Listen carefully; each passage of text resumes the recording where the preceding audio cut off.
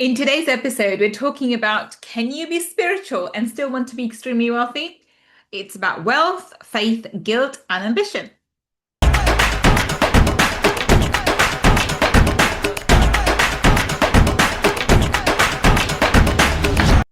Welcome back to another episode of Money Mindset with Gull Khan. And today I want to talk to you about something that a lot of spiritual people really struggle with. Can you be spiritual and still want to be extremely wealthy? And when I say wealthy, I don't just mean comfortable. I mean, I know wealth means different things to different people, but I mean extreme wealth. I mean, my bills are paid, I've got a little bit saving, and I can order dessert without checking the price. Lovely. But that's not wealthy for me. But that's not what I'm talking about. I'm talking about real wealth, millions, if not billions, assets, businesses, plural, investments, beautiful homes in multiple cities, financial freedom, the ability to travel wherever you want, whenever you want, first class or at least business class, the ability to help your family, the ability to be, to give generously, the ability to make decisions without constantly asking, can I afford it? Because I have a confession, and you probably already guessed it. I want to be exceptionally wealthy. I want to be exceptionally wealthy. I want to be extremely wealthy. There, I've said it. And I also am deeply spiritual. For someone who actually really wants wealth and true sense of the word, I I surprised myself in terms of what my actual material needs are. I was talking to a friend recently and I remember telling them what where my life is at the moment in terms of the car I have, the house I live in, the kind of lifestyle I have, the kind of holidays I take, the kind of money I make.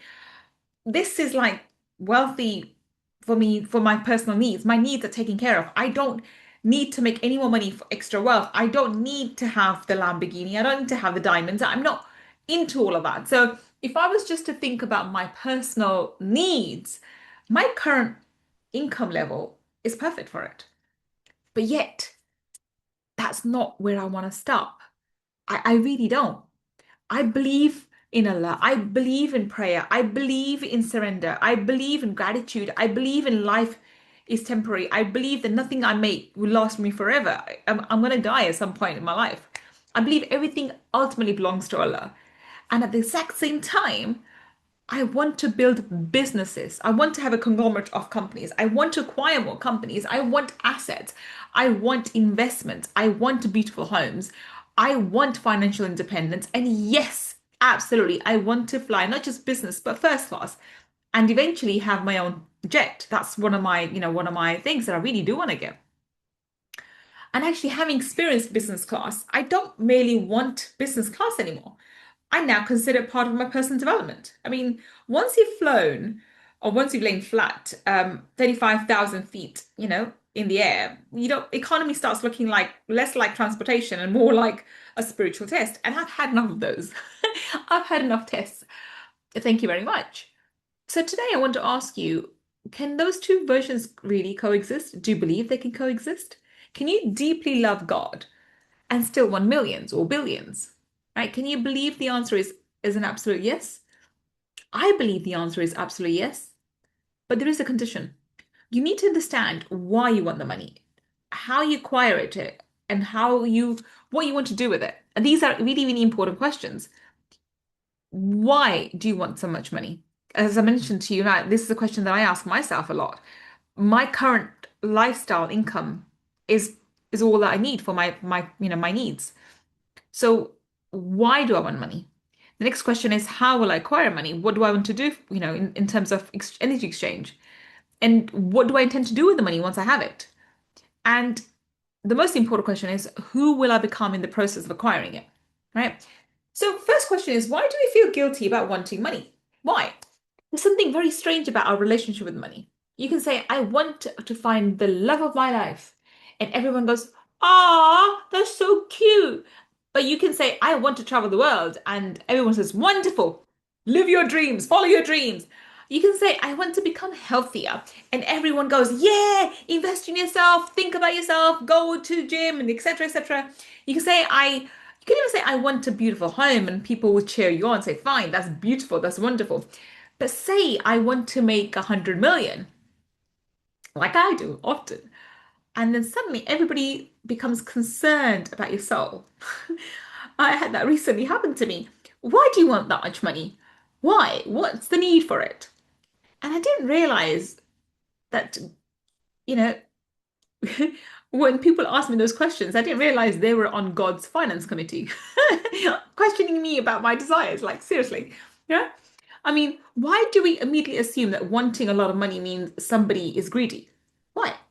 And particularly in spiritual circles, we've somehow created this connection between having less and being more spiritual. Like, why? Why? I mean, it's like as though financial struggle makes you morally superior. Honestly, it doesn't. It doesn't. Being poor doesn't automatically make you spiritual. Being rich doesn't automatically make you greedy. And I met incredibly generous people with money, and I met incredibly stingy people without it. Right? Money doesn't create character. Money reveals character. And I've said this multiple times. If you're generous when you have 100 pounds, chances are you'll be generous when you have 100 million, right? And if you're horrible with 100 pounds, 1 million might simply allow you to become horrible international. Seriously. Now you can upset people in several now you can upset people in several countries. Money amplifies what is already within you. So the real conversation shouldn't be, is money good or bad? Money's just a tool. The better question is, who are you becoming while you pursue it? Right? Islam doesn't teach us that wealth is evil. Wealth is evil. Not at all. There's something I think we need to talk about more. It's crucial we do. Islam doesn't teach that wealth itself is sinful. I mean, look at Islamic history. Khadija radiallahu anha, which is, by the way, my inspiration, the Prophet Prophet's first wife, was a successful merchant, right? Um, Usman ibn Affan radiallahu anhu was known for his considerable wealth and extraordinary generosity. And then there's Abdul Rahman ibn Affan radiallahu anha he became hugely successful merchant, right? Their wealth itself wasn't a problem. Their relationship with was what matters. And Quran tells us wealth and children are adornments of the life of this world. An adornment. Something we can enjoy. It's supposed to be enjoyed. But we're also reminded that righteous deeds are better and far more enduring.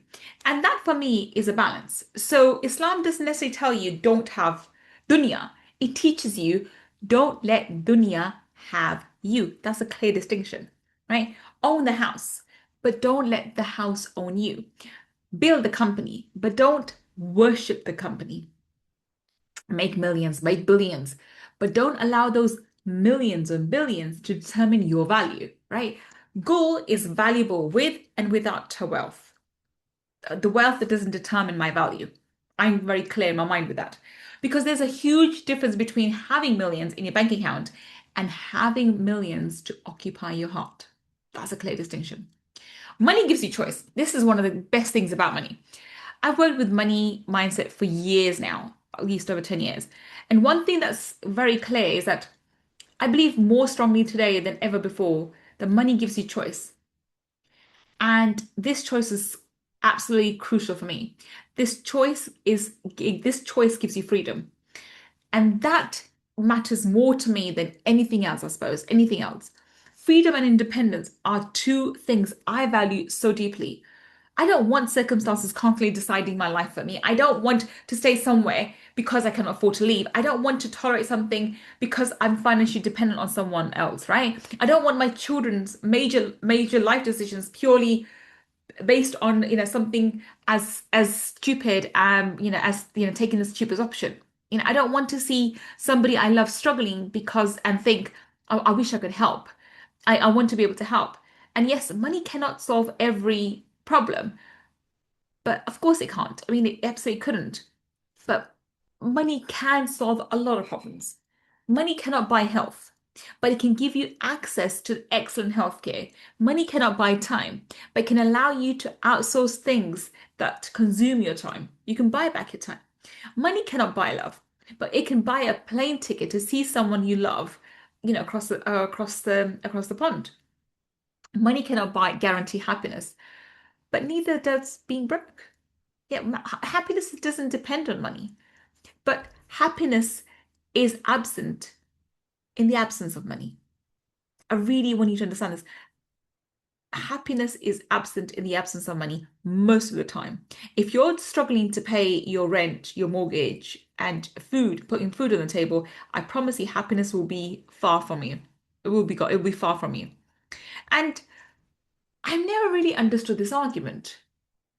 They've got lots of money, but they are, but are they really happy? Like, why would you question that? Just because somebody has money, well, they shouldn't be happy. Really? I don't know. I'd rather investigate my unhappiness from a beachfront villa, to be honest, than on the street. I'd rather have room service and preferably with a sea view and having money gives me those options. And those options are freedom. They're key for me. They are. The danger isn't money. And here's the spiritually, it becomes really important. The danger isn't wanting wealth. The danger is believing that wealth will finally make you enough. That's when money becomes, that's when money becomes dangerous. When you start saying, when I make 1 million, I will finally feel successful. When I build this business, I'll prove everybody was wrong. When I buy the house, people will respect me. When everybody sees what I've achieved, they'll finally understand who I am. Now, money isn't a tool anymore. It's a medication. You're trying to use achievements to heal a wound. And money is terrible as medicine. It really is. Because whatever number you reach, another number always appears. Always. You make 100,000 and now you want to make 500,000. You make 1 million and somebody on Instagram has 10 billion, right? You want to make 10 million and some billionaire is posting photographs from his private island. It never ends. It never will. There's always someone who is richer. Always will be. There's always somebody with a bigger house, a bigger company, a bigger investment portfolio, a bigger yacht. And at some point, the yacht is basically a small country, right? So if your identity depends on being wealthier than everybody else, congratulations, you've entered the competition with no finish line. Simple as that. This is where spirituality gives us something money can never can. Enoughness before achievement. I don't need money to prove my worth. I want money because of what I can do with it. And those are two very different things. Let's talk about ambition now. Ambition is not the opposite of faith. This is another misconception I think we need to challenge. Sometimes spirituality gets confused with positivity, or passivity rather. If Allah wants it for me, it will happen. Really? Yes, it will. But perhaps you have to send the invoice as well. You have to make the phone call. Perhaps start the business. Perhaps apply for the opportunity. Perhaps learn the skill. Perhaps go out and take some action. Do the work. Negotiate the contract. Allah has given you abilities. Allah has given you talent. If Allah has given you the desire, Allah has given the means, which is what you need to use your talents to take action to do certain things in order to get what you want to get, right? Allah has given you the abilities. Use them. There's a beautiful Islamic concept of tawakkul. I love it. Trusting Allah while taking action. We have the famous teaching, tie a camel and then trust Allah. Some of us are standing there saying, Allah, please protect my camel. And Allah's like, did you tie it? And you're like, no. But I've manifested extensively. You know, it doesn't work that way. You need to tie the camel. Faith isn't an excuse for inaction. And a lot of people use it for that. They rather sit there and do extra nafil namaz rather than actually go out and take action. You need to have a balance of both. You can pray the tahajjud and write a business plan. You can make a dua and negotiate a contract. You can trust Allah and still have enormous ambition. You can say, Ya Allah, I want to build something extraordinary if this is good for me. Open doors. If it isn't, redirect me. That's not greed. That's ambition with surrender. Wealth is also a test. Let's be clear about it. We often talk about financial hardship as a test, and it absolutely can be, and it is for a lot of people. But then here's the thing, wealth can also be a test too, possibly an even more interesting one, and sometimes a harder one. Because when you're struggling, you know you need God. When everything is going brilliantly, the ego starts getting ideas. I did this. My intelligence, my strategy, my talent, my brilliance. Me. Calm down, Beyonce. You couldn't even control whether you woke up this morning. Seriously, you can't. The spiritual challenge of wealth is remembering the source while enjoying the blessing. And that's a hard challenge. Can you have abundance and remain grateful? Can you become powerful without becoming arrogant? Can you become wealthy without looking down on people? Can you employ hundreds of thousands of people and still treat every one of them with dignity? Can you have influence without needing everybody to admire you? Can you have 100 million and understand that you're ultimately a temporary custodian of it? And that is spirituality. Let's talk about guilt a bit more now. We really do need to talk about guilt. And this is particularly important, more important for women. Women can feel incredibly guilty about, wanting more money, more success, more recognition, more freedom, more independence, more influence. We're taught, be grateful for with what you have. And yes, I agree, absolutely. We need to be grateful for what we have, We have to be content with what we have. But here's something I wish more people understood. Gratitude and ambition are not opposites. I can be deeply grateful for where I am today and what I have today, and still believe that there's another level for me to get to. There's another level available to me. I can say Alhamdulillah for everything I have, and in this very next breath say, Ya Allah, expand me. Those things can coexist beautifully. The Quran tells us, if you are grateful, I will surely increase you. So gratitude doesn't mean I don't want anything else. Gratitude means I recognize the blessings I already have been given by Allah subhanahu wa ta'ala while remaining open to the idea for greater blessings. Let's talk about your understanding of why you want to be wealthy. Ask yourself, why do you want to be wealthy? This is where I think you really need to be honest with yourself. Not social media honest, actually honest. Why do you want more money? Is it for freedom? Is it for security? Independence? Choice? Impact? Generational wealth? Do you want to take care of your family? Give your children opportunities? Create jobs? Build businesses? Fund charities? Support causes? Travel? Experience beautiful things. Maybe you just like beautiful things. And that's okay too. You don't need to pretend every handbag is part of your humanitarian mission. No, you're allowed to like nice things and want nice things. Sometimes you just like the handbag. Enjoy it. The problem isn't owning beautiful things. Actually, Islam encourages that. The problem is when beautiful things begin to own you. Enjoy luxury, but don't drive your identity from luxury. Why do I want extreme wealth? For me, wealth increasingly represents freedom. Freedom to choose. Freedom to walk away. Freedom to say no. Freedom to say yes. Freedom to build. Freedom to give.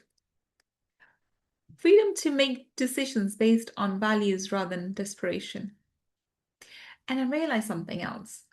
I don't want simply to build one successful business and disappear quietly. I want to build, I want to build an empire. I want to acquire. I want to create something much bigger. I want to create a legacy. I'm no longer embarrassed about my ambition because ambition isn't dirty. Wanting millions or billions doesn't automatically make you greedy. Wanting to build an extraordinary business doesn't make you less spiritual. Wanting a beautiful life doesn't mean you've forgotten God. Your intention matters. Your methods matter. Your character matters. Your relationship with Allah subhanahu wa ta'ala matters. So, can you become wealthy without losing yourself? That's the question that you need to ask yourself. This is the bigger question. Not whether can I be spiritual and wealthy, but can I become, you know, exceptionally or extremely wealthy without losing myself? Can I make millions, billions, and still pray? Can I become powerful and remain kind? Can I enjoy luxury and still remain grateful? Can I build an empire and still understand that ultimately none of it belongs to me? And when I die, it'll be passed on to others, right? Can I sit in business class and treat person serving me with the exact same dignity and respect I gave the CEO? Can I experience more abundance than I ever imagined possible and still look upwards and say, Alhamdulillah, right? That is the goal. That's the goal. Not poverty disguised as spirituality, not greed disguised as ambition, but wealth with consciousness, ambition with integrity, success with gratitude, money in your hands, but God in your heart. And perhaps that's where what I finally understood after years of working around money, mindset, and spirituality. I don't have to choose. I don't have to choose between faith and ambition. I don't have to choose between spirituality and business. I don't have to choose between gratitude and wanting more. And I certainly don't have to choose between being a woman of faith and being a woman who wants to create extraordinary wealth.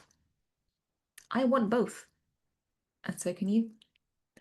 I want millions. I want billions.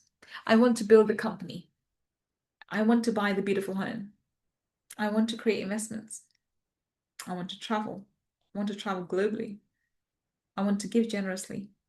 I want to create jobs. I want to support families. I want to, you may want to support your family. Build something that outlives you. I want to leave a legacy behind. Enjoy your life. Why do we forget that? Enjoy your life. It's a short life. Enjoy it. But remember, money is the servant. You are not the servant. And if Allah blesses you with extraordinary wealth, let that wealth make you more generous, more grateful, more compassionate, and more useful. More conscious of the responsibility you've been given when it comes with wealth. Because perhaps the greatest achievement isn't simply becoming extremely wealthy. Perhaps it's becoming extremely wealthy without losing your soul on the way there. So can you be spiritual and want to be extremely wealthy? My answer categorically is absolutely. And I fully intend to prove it, preferably from business class. So that's the end of today's episode. I hope you enjoyed it. I want you to give yourself permission to want whatever you want. My purpose of sharing today's episode was not to say how I want to be really wealthy, etc., etc., and you should want what I want. It's more for you to acknowledge what you truly want. There's no embarrassment. There should be no guilt around it. If you want 5 million, 10 billion, whatever the number is for you, go for it. Desire it. Stop treating wealth as something that's dirty, something that Allah would despise you for, or God would look down upon you for. Wealth is a blessing from Allah subhanahu wa ta'ala. Wealth is a blessing from God. And if you desire it, as I always say, if you desire it, and if you desire wealth truly, then it's in your destiny. It's been written for you from God. You cannot desire something without God wanting you to have it. So this desire has been placed in your heart by God, the divine source himself. And now is the time to accept it. Go on. Allow yourself to dream about being wealthy as much as you want. But then don't just dream. Go out and take action also. Until the next time we meet, here's Gull Khan signing off. Assalamu alaikum. Thank you so much for spending this time with me today. If you enjoyed this episode, don't forget to subscribe, leave a review, and share it with someone who you think might need to hear this message. And if you'd like to continue the conversation, come and join my free school community. The link is in the description below, where you will find free training, live sessions, and an incredible community, all focused on creating wealth, purpose, and freedom. Remember, abundance isn't about the money you have, it's about the life you create, the impact you make, and the person you become along the way. Until the next time, take care of yourself. Keep glowing, keep growing, keep believing, and as always, stay abundant. Assalamu alaikum.